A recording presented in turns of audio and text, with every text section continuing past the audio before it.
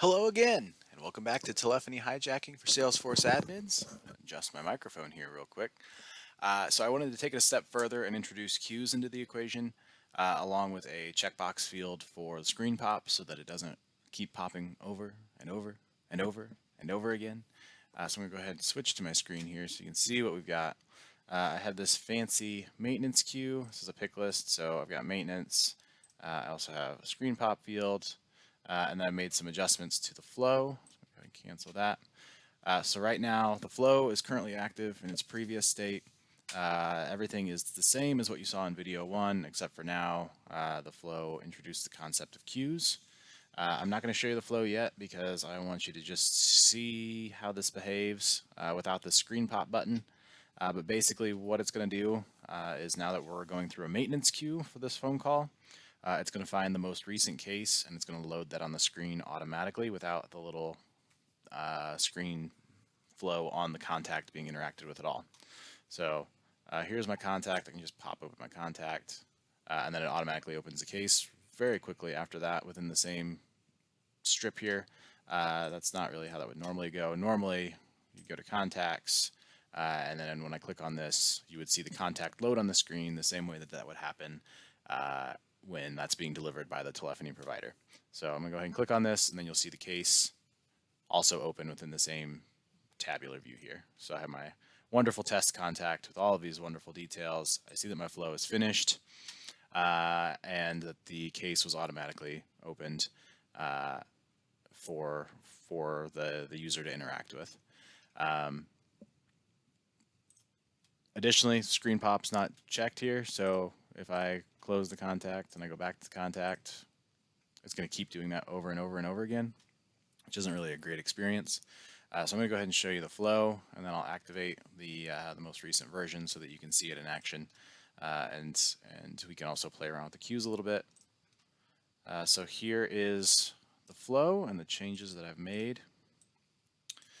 So we still have everything up here is the same.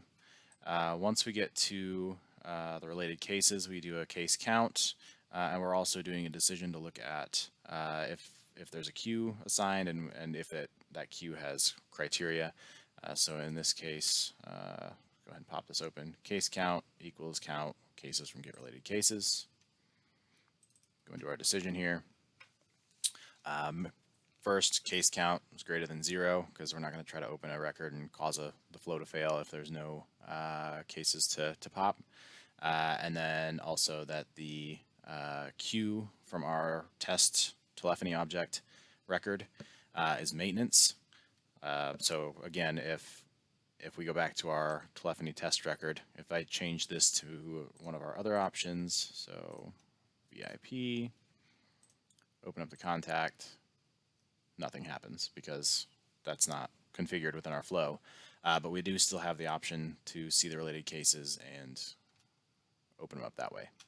So that's kind of what I'm trying to show here, is basically based on the queues, you can determine behavior that happens automatically for your users.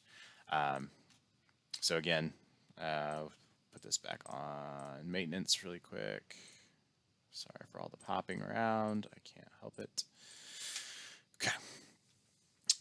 So then it's doing a sort just based on the case age. So the created date ascending. There's only one thing in there now.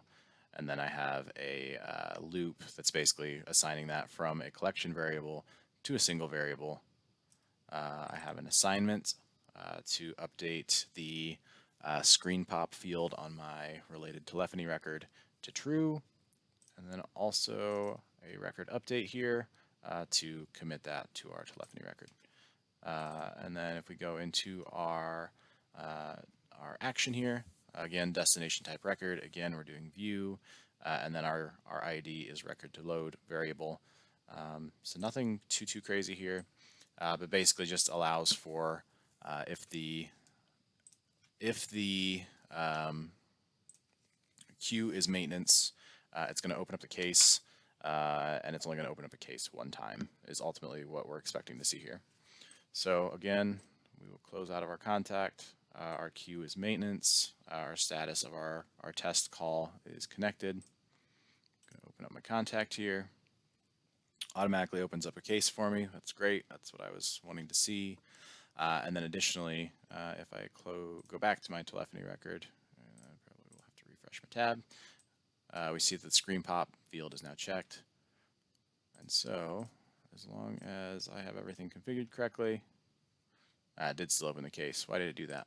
Let's take a look. I know exactly why. Because in my decision element, I did not factor in the related queue, sorry, not queue, screen pop being checked. So that needs to be false in order for this to behave as expected. So done, save as, save. I don't have a description there. I'm sorry. I know I'm letting down people. Okay. So now that that version's open, let's try all of this again. Uncheck screen pop. Get to see the real deal here. Pop open our test contact. ScreenFlow's doing something. It's saying I'm going to get this case. We now have our screen pop checked.